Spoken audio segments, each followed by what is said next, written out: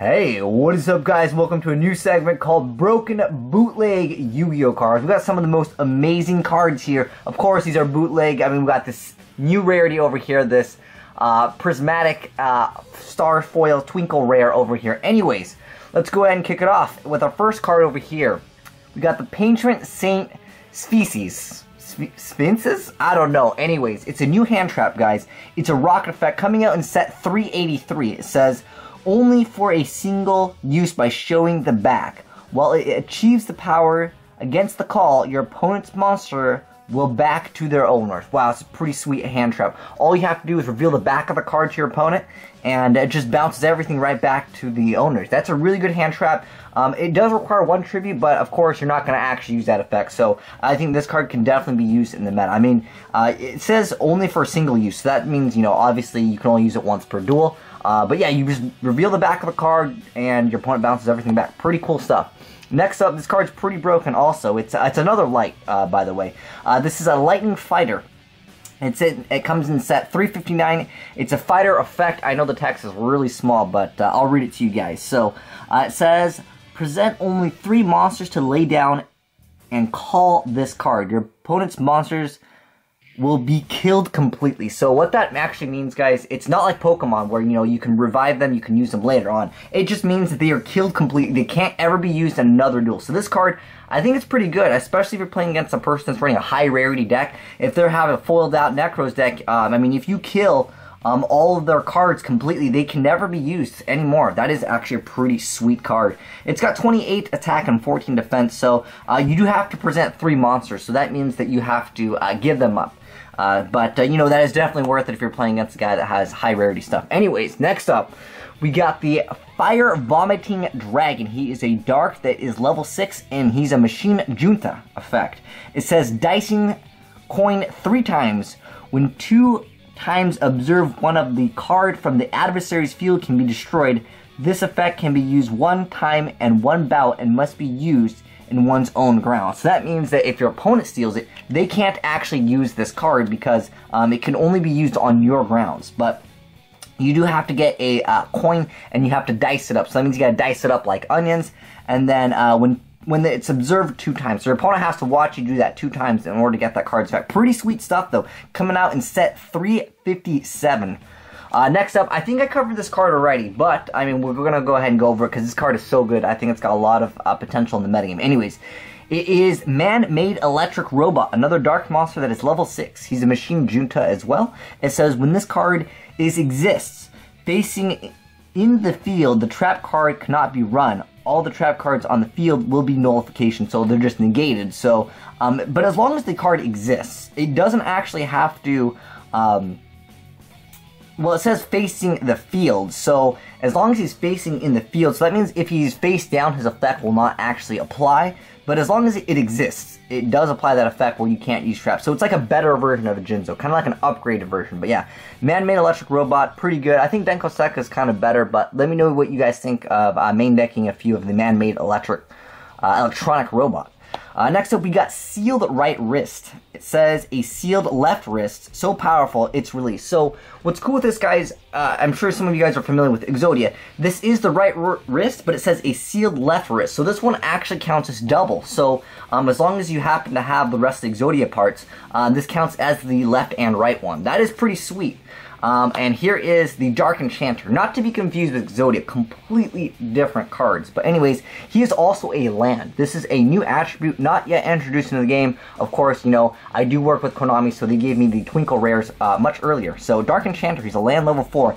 He's a Warrior Junta effect. It says, gathering 5 of the Great Enchanter, left hand, left foot, right foot, and recovered Dark Warrior, limitless attack power can ruin all the enemy in 1 second. So, a little bit different than Exodia. Some of you guys know Exodia, it does beat your opponent, but that is an immediate effect. This guy, he has to wait 1 second. So if your opponent can respond to it within that time frame, then, you know, the effect obviously will be negated. So, pretty cool though, he's land. So, I'm not sure what other archetypes are going to be supporting the land, but pretty cool stuff.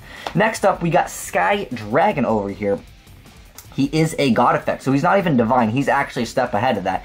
He is a animal god in legend. It says, at the time of thundering, under guidance of the ancient power, to show the limitless power. But unfortunately, he only has 25 attack and 21 defense, so that's not very good for a god card. I think Slifer is just overall much stronger, but Slifer is actually going to be dependent on the cards in your hand, if I remember correctly. So Sky Dragon can be better in some circumstances, but pretty cool artwork from him. It looks like it's Slifer's bad brother over here. Not very good in some circumstances, but yeah, he can be better. So I can see some players maybe teching it in maybe like Frog Mermails or something like that. Anyways, next up we got White Dragon Whit Blue Eye. Not with, guys, it's Whit Blue Eyes, completely different. He is on Earth. So it says dragon, a dragon in the legend with the magic power to destroy all of the opponents. So it's a new mechanic, guys. Instead of attacking your opponent's life points, you actually get to attack your opponent. So that's pretty cool. I think we're kind of getting the same thing as magic. We get the, what were they called? The Planeswalkers. So that's kind of cool. Next up, we got another really legit card. It's called Magnetic Fighter, marking Dubar Lochialion. Anyways, he's in set 364. He's a rock effect. It says, while you have cards AB and released them for a special purpose, show this card to collapse the opponent's defense. Wow. So you just show this to your opponent. It's another hand trap similar to the other guy. I think this card's much better, though, the Paintrant Saint species. I think that this card is much better. I'm sorry, this species is much better than this hand trap over here because it collapses their defense, so it just makes their defense 0. This actually bounces them back, so I think that this card, not as great as a hand trap as the other one. Now we have the actual Dark Enchanter, though. This is one of the cards that was going to be used for the Dark Enchanter over here.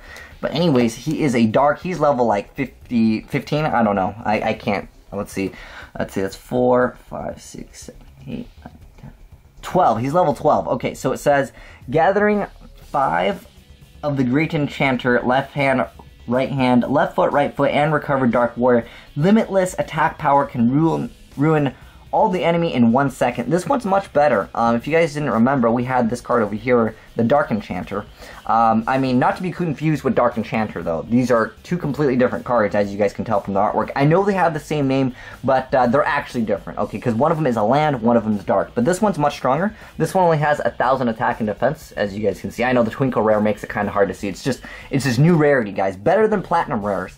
But, his attack and his attack is infinity and his defense is infinite, so that there is a clear difference there. That's pretty cool.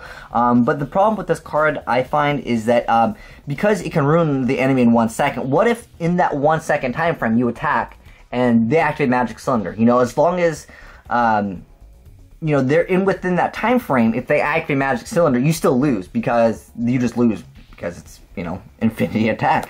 Next up, we have Angle, not Angel. This is Angle Succubus. It's a level 4. It's a dark normal, but it is a driving monster. So this means it's a new archetype also, guys, where you actually have to be driving. So I'm sure some of you guys saw 5Ds where they're on motorcycles where they're riding. This one is driving. So I think what we're doing with Yu-Gi-Oh, we're going to fuse it with Initial D, and they're going to actually incorporate drifting while doing card games. But drifting... Oh, no, I'm sorry, this one's a driving monster, but drifting, driving, it's about the same thing in Asia, right? So, it's a driving monster, and it says, although burdened with the fate to be an angel, it becomes the Succubus angel. That's a pretty cool card.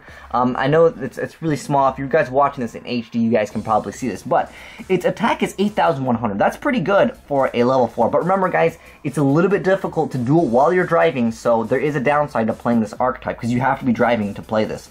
But it does have 18,000 defense points, so that means sometimes if you just, you know, go first turn, set the Angle Succubus over here, you're going to be able to just game your opponent straight like that. Like it's a 1-card defense OTK. If you guys haven't seen defense OTK, it was a deck that I played a long time ago. I'll put a link down below in the description box. But this is great support for that defense OTK because, yeah, you set it and they just run into it, and that's pretty much game. And you guys can see the artwork is a little bit different from some of these because, you know, these are newer Yu-Gi-Oh cards, you know, unreleased, you know, as of right now for some of you guys, but Again, I do work with Konami closely, so they gave me some of the Twinkle Rares earlier.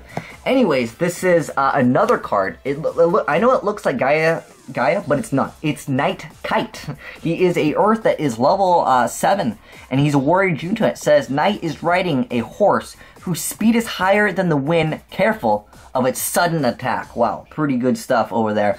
But kind of cool to see we're getting more support for the Gaia archetypes. I know it's not really like a deck itself, but it's kind of cool that we're getting a little bit more support. But man, there's a lot of these amazing cards. Let me know, guys, which one are you guys most excited to pull out of a tin, because they're definitely going to make this. I feel like this is probably one of the best cards that we talked about today. I've got a bunch more that we'll do segments on, but I really like the Patron Sphinxes. Or Sphinxes? I don't know. That card's pretty good. I find the Angel Succubus to be a really good card too. I mean, it just supports that defense OTK. You just first turn set, pass, attack, game. I mean, that's pretty good. I like that a lot. But anyways, guys, thanks for watching. Azneyes signing out.